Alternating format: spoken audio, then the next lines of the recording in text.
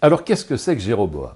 Eh bien, Jéroboam, c'est une initiative des salariés de Veralia pour une mise en bourse responsable et exemplaire de leur entreprise. Le contexte, c'est le projet de mise en bourse de Veralia, initié et annoncé par les actionnaires et la direction du groupe en avril 2019. Et Jéroboam, c'est un ensemble de propositions faites à ces actionnaires, c'est-à-dire le fonds américain Apollo pour 90% et BPI France pour 10%, et à la direction générale du groupe pour faire de Veralia, à l'occasion de cette mise en bourse, une référence, un exemple en matière de responsabilité sociale et environnementale et en matière de gouvernance. Alors, dès la sortie du groupe Saint-Gobain en 2015, Apollo étant un investisseur purement financier, il était clair qu'il vendrait sa participation au bout de quelques années. 3 possibilités pour ce faire: la cession à un industriel avec des perspectives de recherche de synergie de coûts défavorables aux salariés, la cession à un autre financier de type Apollo, qui sans nul doute souhaiterait encore davantage de gains de productivité, toujours au détriment des salariés, ou une mise en bourse. La CGT a donc fait part, dès le printemps 2018, de sa préférence pour une sortie en bourse.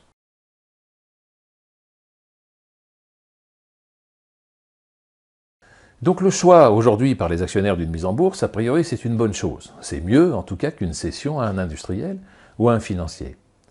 Mais il y a mise en bourse et mise en bourse. Ou plutôt, il y a investisseurs en bourse et investisseurs en bourse. S'il s'agit d'attirer au capital de Veralia des investisseurs de court terme, recherchant une augmentation de la valeur de l'actionnaire par une pression toujours plus forte sur les salariés, pour des gains comptables immédiats mais destructeurs de valeur à long terme, ces investisseurs, soyons clairs, les salariés n'en veulent pas.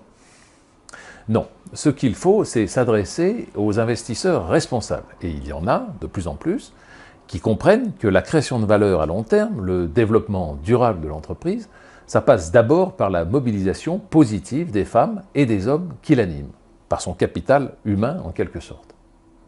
C'est ce que propose Jéroboam aux actionnaires et à la direction générale de l'entreprise. Rassembler les forces vives de l'entreprise au niveau mondial sur un projet novateur et motivant, un projet d'entreprise responsable, et ensuite présenter l'entreprise au marché sur la base de ce projet, de façon à attirer au capital de Veralia les bons investisseurs. Alors j'en viens aux propositions concrètes du projet Jéroboam. Elles relèvent de 5 catégories. Il y a d'abord, tout en haut, si je puis dire, celle qui concerne la raison d'être et la mission de l'entreprise. C'est la dimension, disons, existentielle de Jéroboam, celle qui fixe le cadre pour tout le reste. Ensuite, les propositions concernant l'organisation et le fonctionnement de la gouvernance du groupe, c'est-à-dire son conseil d'administration, là où se prennent les décisions importantes. Puis nous avons des propositions concernant le dialogue social au sein du groupe, des propositions pour faire en sorte que Veralia, dans la grande tradition de Saint-Gobain, mais en amplifiant, en améliorant cette tradition, continue d'établir les meilleures pratiques, c'est-à-dire d'être une référence mondiale en matière de dialogue social. Ensuite viennent une série de propositions concernant le projet industriel proprement dit, celui qui sera présenté aux investisseurs. Et enfin, il y a les propositions concernant le partage futur de la valeur. Comment la valeur créée au travers de la réalisation du projet industriel devra être répartie dans un esprit d'équité entre les différentes parties prenantes de l'entreprise, au premier rang desquelles le capital financier et le capital humain de l'entreprise.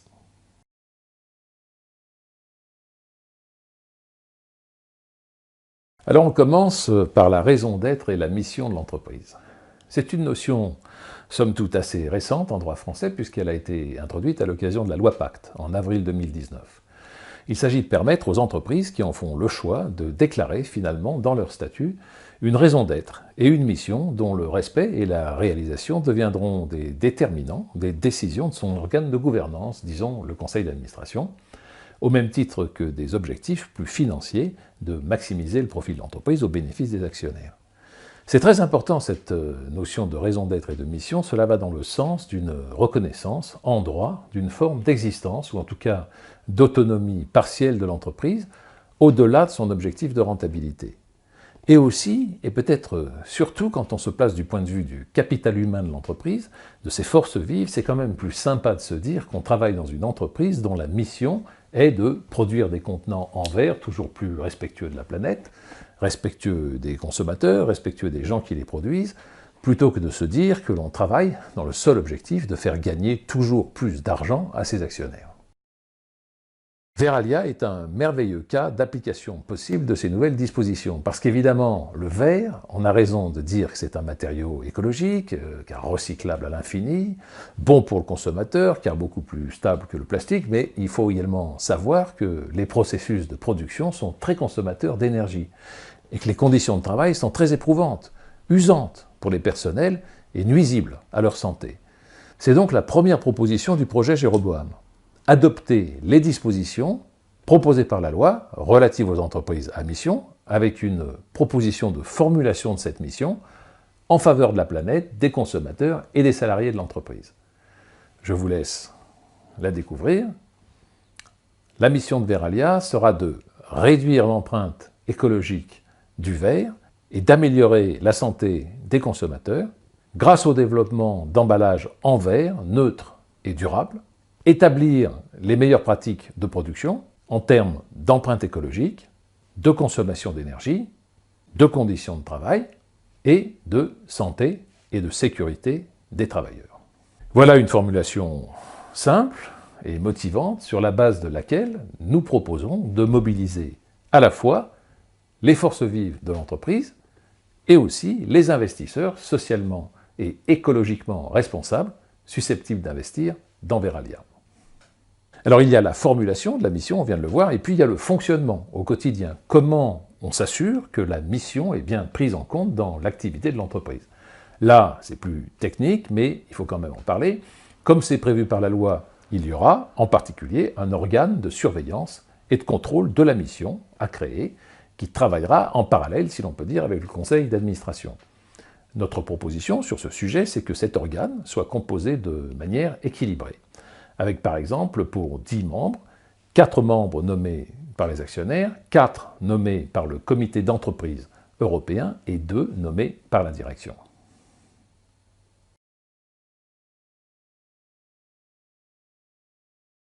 Alors venons-en maintenant à notre deuxième sujet, la gouvernance, c'est-à-dire le conseil d'administration du groupe. La gouvernance, c'est bien entendu un organe très important dans le fonctionnement de l'entreprise. C'est là que se prennent les décisions importantes, la définition de la stratégie et du périmètre de l'entreprise, et puis, une fois la stratégie et le périmètre stratégique définis, l'adoption du plan d'affaires qui, lui, traduit en chiffres les objectifs qui sont fixés à chacune des entités du groupe, en termes de vente et de performance opérationnelle, et puis les moyens qui leur sont attribués pour ce faire en termes d'investissement et de ressources humaines. Ensemble, la stratégie et le plan d'affaires, c'est ce qu'on appelle le projet d'entreprise. Et finalement, la gouvernance, c'est le lieu où se prennent les décisions les plus importantes concernant la définition, puis l'exécution du projet d'entreprise. Alors le maître mot du projet Jéroboam en matière de gouvernance, c'est que le conseil d'administration doit être aussi le lieu du consensus. Ce qu'il faut pouvoir dire aux investisseurs que nous souhaitons attirer au capital de Verallia, c'est que la gouvernance sera structurée dans sa composition et dans son fonctionnement de façon à ce que le projet d'entreprise et ses évolutions, car bien sûr un projet d'entreprise ça évolue, sera toujours un projet consensuel, à la définition et à l'exécution duquel l'ensemble du personnel, et pas seulement quelques dirigeants, a été et sont associés. Il ne s'agit pas bien sûr de mettre en place l'autogestion, cela ferait fuir les investisseurs et probablement cela ne fonctionnerait pas. Il s'agit de s'assurer que l'ensemble du personnel, en particulier au travers de sa représentation, peut donner son point de vue dans la préparation du projet d'entreprise. Personne ne connaît mieux l'entreprise que le personnel et ses représentants. C'est en les associant que l'on fabrique un projet d'entreprise réalisable et motivant pour l'ensemble du personnel. Et je reviens de nouveau au point de vue de l'investisseur socialement responsable, celui que nous voulons. Pour lui, un projet d'entreprise réalisable, réaliste et sur lequel s'engage le capital humain, c'est tout simplement un projet d'entreprise plus sûr, moins risqué. En faisant de la gouvernance le lieu du consensus sur le projet d'entreprise, on sécurise ce dernier et on attire au capital de Verallia les bons investisseurs. Finalement, la proposition de Jéroboam concernant la gouvernance porte sur la composition du conseil d'administration qui va garantir la fabrication du consensus à l'avenir et sera donc inscrite dans les statuts. Sur la base d'un conseil d'administration composé de, disons, 10 membres, nous proposons d'aller un peu plus loin que la loi Pacte en matière de représentation des salariés. Nous proposons que sur les 10 membres, 4 soient désignés par les actionnaires, 3 par le personnel, dont 1 par le comité d'entreprise européen et 2 par la représentation des salariés de la maison mère en France. Un par le FCPE, c'est-à-dire le Fonds commun de placement d'entreprise qui détiendra la participation des salariés au capital du groupe, ça on y viendra tout à l'heure, et enfin 2 administrateurs indépendants choisis pour leurs compétences et leur adhésion à ce principe de gouvernance équilibrée.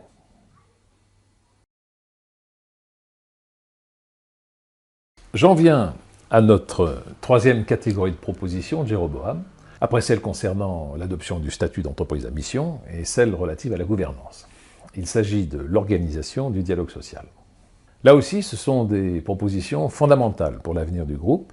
C'est un trait essentiel de l'entreprise, susceptible d'être perçu très favorablement par les investisseurs socialement responsables. Veralia doit se doter d'une organisation exemplaire en matière de dialogue social. Tout simplement parce qu'un dialogue social sincère et efficace au sein de l'entreprise, c'est une condition importante pour la mobilisation du corps social en vue de l'accomplissement de la mission et de la réalisation du projet d'entreprise. Une condition essentielle pour faire remonter les informations du terrain, la détection en amont des problèmes, les propositions de solutions, les idées venant du terrain, de l'usine, pour l'amélioration des conditions de travail, de la sécurité, du bien-être et de l'engagement des salariés. Or, le bien-être au travail, l'engagement des salariés sur le projet d'entreprise, ce sont maintenant, on l'a vu, des déterminants essentiels de l'avenir de l'entreprise. Alors sur ce sujet du dialogue social, les propositions concrètes de Jéroboam. Il y a d'abord bien sûr une mise en œuvre impeccable, en France, des récentes dispositions légales concernant la mise en place des CSE, dans chacune des sociétés du groupe et au niveau central. Là, il s'agit d'appliquer la loi, Jéroboam propose de le faire dans un esprit d'établissement des meilleures pratiques, comme on dit, plutôt qu'une application à minima des dispositions légales. Ensuite, il faut étendre à l'ensemble du groupe ces meilleures pratiques. Veralia est un groupe mondial et il faut donc le faire au niveau mondial. Pour un investisseur socialement responsable, et ils ne sont pas tous français, loin de là, il sera bon de se dire que chez Veralia, il existe, et c'est notre proposition, un organe de dialogue social au niveau de l'ensemble du groupe, appelons-le le comité mondial, fonctionnant selon les mêmes principes que le comité d'entreprise européen et qui aura pour mission de faciliter la mise en œuvre des meilleures pratiques sociales sur le périmètre géographique du groupe. Là aussi, c'est un bon exemple pour revenir aux fondamentaux du projet Jéroboam. Comme nous disions tout à l'heure, il y a mise en bourse et mise en bourse. On pourrait s'adresser au marché, en tout cas à la partie la moins progressiste, la moins socialement responsable des investisseurs, en leur disant on va mettre en concurrence les différents sites du groupe pour mettre la pression, entre autres sur les salariés, et obtenir ainsi partout toujours plus de concessions en matière de rémunération et en matière de productivité. Certes, c'est un message techniquement douteux, ce n'est pas si facile de mettre en concurrence des sites verriers, mais il plairait à certains investisseurs. C'est là le message de Jéroboam. Ces investisseurs, en fait, on n'en veut pas. Ce qu'on veut, ce sont les investisseurs, et il y en a, qui verront l'avantage, en termes d'engagement du personnel, à avoir une diffusion rapide, grâce à ce comité, dans l'ensemble du groupe, des meilleures pratiques, non pas de mise sous pression du personnel, mais bien au contraire, de dialogue, de motivation positive du personnel, et d'amélioration du bien-être au travail. Alors on a mis en place une raison d'être et une mission pour l'entreprise, une gouvernance équilibrée pour la diriger de manière responsable, un dialogue social structuré de façon mobilisatrice et efficace pour prendre pleinement en compte le ressenti et les propositions des salariés. Maintenant, il faut parler business. Les propositions de Jéroboam pour le projet d'entreprise proprement dit de Veralia, sa stratégie et son plan d'affaires. Car quand on va en bourse, il faut bien sûr donner aux investisseurs les grandes lignes de ce que l'entreprise compte faire sur son ou ses marchés. Là, c'est tout simple. La proposition de Jéroboam, c'est de se présenter au marché avec un projet d'entreprise qui sera déjà consensuel. On a vu qu'à l'avenir, le lieu du consensus, ce sera le conseil d'administration, mais ce n'est pas le cas du conseil actuel. Donc la proposition de Jéroboam, c'est qu'entre maintenant et la mise en bourse, qui est prévue à l'automne, on se mette au travail entre la direction de l'entreprise et les représentants du personnel pour permettre à ces derniers de prendre connaissance du plan d'affaires préparé par la direction générale en vue de la mise en bourse et de faire des propositions complémentaires, voire sur certains sujets peut-être des propositions contradictoires pour que ce plan puisse atteindre le niveau de consensus qui sera la règle à l'avenir. Bien entendu, il faut être clair. Parmi les propositions que Jéroboam compte faire, il y aura, entre autres, une série de mesures de rattrapage, de mise à niveau sur des sujets concernant directement les salariés. Un programme d'investissement ambitieux pour la santé, la sécurité et les conditions de travail, y compris des dispositifs d'aspiration de fumée sur toutes les lignes de production, le passage en 6/8 pour les équipes de production et le passage aux 32 heures pour les salariés en journée, une amélioration des conditions de travail pour les équipes de changement de fabrication, mais il y aura également des mesures structurantes pour l'accomplissement des autres dimensions de la mission, avec une intensification de la coopération avec le centre de recherche de Saint-Gobain, le développement de l'école verrière dans l'ensemble des implantations du groupe, la valorisation du savoir-faire technique dans les évolutions de carrière et des investissements pour le développement du recyclage, etc., etc. Certaines de ces mesures sont peut-être déjà dans les plans de la direction générale. L'idée ici, c'est de s'asseoir et de travailler ensemble avec les moyens qu'il faudra des deux côtés pour finaliser un projet d'entreprise réalisable, motivant et conforme à la mission dont l'entreprise va se doter, avec en tête les deux objectifs qui désormais iront de pair, de développer la satisfaction du capital humain en même temps que l'on recherche la bonne performance opérationnelle. Alors bien sûr, ces investissements, ils auront un coût. Ils vont consommer une partie des cash flows générés par l'entreprise dans le futur. Mais là encore, je reviens à l'essence du projet Jéroboam et à la perception que nous recherchons de la part des investisseurs. Le mauvais raisonnement, le mauvais plan, ce serait de dire on va minimiser ces investissements, on va minimiser le besoin parce que cela permettra d'utiliser une plus grande partie des cash flows futurs pour la rémunération des actionnaires, qui du coup accepteront de payer à l'entrée, au moment de la mise en bourse, un prix plus important. Mauvais raisonnement, mauvais plan, mauvaise cible d'investisseurs. Ce que propose Jéroboam, c'est l'inverse. Ces investissements, il faut les faire, il y va de la santé et de la sécurité des travailleurs. Il y va de la mission que l'entreprise s'est donnée. Ces investissements, ils auront pour conséquence un meilleur engagement du capital humain, celui qui justement fait fonctionner l'entreprise. Le projet d'entreprise en sera plus sûr, dérisqué, comme on dit, en langage financier. Et sur ce constat, les bons investisseurs, les investisseurs socialement et écologiquement responsables, ceux que nous voulons au capital de l'entreprise, devraient être prêts à payer un bon prix. En tout cas, ils seront prêts à payer un juste prix, celui qui correspond à un projet d'entreprise responsable. Donc finalement, tout le monde, y compris les investisseurs sortants, y trouvera son compte, financièrement et en termes d'image.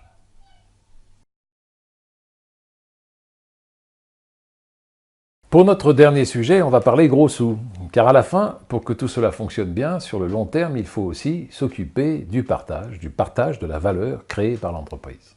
Nous voulons une raison d'être et une mission motivante pour le personnel, une gouvernance équilibrée au service de l'entreprise, un dialogue social exemplaire, un consensus sur le projet d'entreprise, mais tout cela ne pourra tenir que s'il y a aussi, à un moment, un partage équitable de la valeur créée, en particulier entre les investisseurs financiers, d'un côté, et de l'autre côté, le capital humain. Les dirigeants, bien sûr, et ils doivent être bien rémunérés dès lors qu'ils conduisent l'entreprise sur le chemin tracé par la gouvernance, mais aussi et surtout les femmes et les hommes qui vont faire tourner l'entreprise au quotidien. Jéroboam a donc aussi, sur ce sujet, des propositions précises. Il y a d'abord l'amélioration et la généralisation des systèmes d'intéressement et de participation dans l'ensemble du groupe. Dans chaque entité, il faudra s'assurer que ces systèmes sont bien motivants pour les salariés, c'est-à-dire qu'ils devront être basés sur des objectifs de performance réalisables, compréhensibles et négociés au niveau de chaque entité, en cohérence bien sûr avec le plan d'affaires du projet d'entreprise. Ensuite, l'actionnariat salarié. Dès lors que l'on aura établi une convergence d'intérêts entre capital humain et capital financier, on pourra sans arrière-pensée développer considérablement l'actionnariat salarié, qui lui-même va contribuer à l'équilibre de la gouvernance et à la stabilité de l'actionnariat du groupe. Là, Jéroboam propose de se fixer un objectif d'augmenter l'actionnariat salarié de 7,5% du capital dans les prochaines années, en utilisant ou en inventant, s'il n'existe pas, dans chaque pays, les mécanismes d'attribution d'actions gratuites ou avec en tout cas une forte décote, les plus favorables possibles. En adoptant le principe des droits de vote double pour chaque action détenue au bout de 2 ans, qui, en matière de statut, est l'une des propositions de Jéroboam, on donnera en outre à l'actionnariat salarié une position incontournable dans les assemblées générales d'actionnaires. Enfin, le partage des gains en capital. Là, il s'agit de s'assurer que la valorisation des actions de la société sur le marché, lorsqu'intervient une opération financière au travers de laquelle une partie de la valeur de marché créée est distribuée aux actionnaires, eh bien, dans ce cas, les salariés en bénéficient également. C'est ce qui se passe quand, par exemple, les actionnaires demandent à la société de racheter une partie de leurs actions, ou quand les actionnaires se versent un dividende exceptionnel, disons supérieur à un certain pourcentage de la valeur nominale des actions. Bref, toute distribution exceptionnelle de valeur aux actionnaires doit dans le futur donner lieu à une distribution aux salariés, par exemple sous la forme d'une prime exceptionnelle. Là encore, c'est une notion qui, nous le pensons, serait tout à fait acceptable par des investisseurs socialement responsables. Elle fait d'ailleurs l'objet d'une recommandation à ses adhérents par l'Association des investisseurs en capital en France, France Invest. La proposition de Jéroboam, c'est tout simplement d'appliquer à la distribution de valeur le même principe d'équilibre que celui que nous avons vu dans les autres propositions. Et ça, il faut le faire dès la mise en bourse. Il n'y a pas de raison d'attendre, en attribuant aux salariés une prime exceptionnelle dont le coût pour l'entreprise pourrait représenter entre 10 et 15% de la plus-value théorique pour les actionnaires actuels, plus-value que l'on calculera sur la base du prix d'introduction en bourse. Voilà une mesure qui, sans nul doute, permettrait un engagement très fort du personnel pour le succès de cette mise en bourse. Voilà, j'en ai bientôt terminé avec la présentation du projet Jéroboam. C'est vrai qu'à force d'additionner les propositions, dont chacune, j'insiste, est réfléchie, légitime, implémentable et créatrice de valeur, on se rend compte qu'on arrive quand même à un projet un peu exceptionnel, dans le bon sens du terme. Finalement, une combinaison du progrès social à la française, dans la grande tradition de Verallia, qui est née avec la verrerie ouvrière d'Albi, qui s'est poursuivie dans le groupe Saint-Gobain, une combinaison donc de progrès social et d'associations positives entre capital humain et financier, rendue possible, en tout cas on l'espère, par le développement des considérations de responsabilité sociale, environnementale et de gouvernance chez certains grands investisseurs.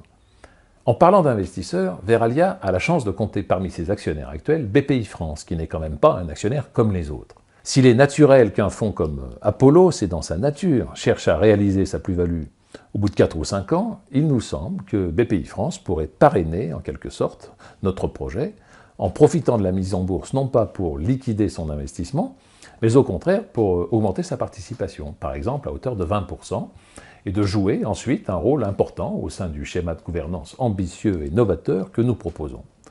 Car Jéroboam, on en a parlé, s'inscrit complètement dans la ligne des récentes dispositions législatives en France. Nous comptons bien que les pouvoirs publics l'adoptent, le soutiennent, et même se l'approprient comme une référence qui pourrait inspirer d'autres entreprises françaises, en particulier celles dont l'actionnariat est susceptible d'évoluer dans un futur proche. Voilà, j'en ai terminé, vous pouvez suivre l'évolution du projet Jéroboam sur le lien qui apparaît sur votre écran, ça se passe dans les prochains mois. Si tout va bien, avant la fin de l'année, nous aurons une première application de ce principe, somme toute, de bon sens, que les femmes et les hommes doivent jouer un rôle central et être force de proposition dans toutes les grandes transformations de leur entreprise. Et que dès lors qu'ils le font de manière constructive et réaliste, ils peuvent rencontrer, pour mener à bien leur projet, des investisseurs professionnels et responsables prêts à jouer ce jeu.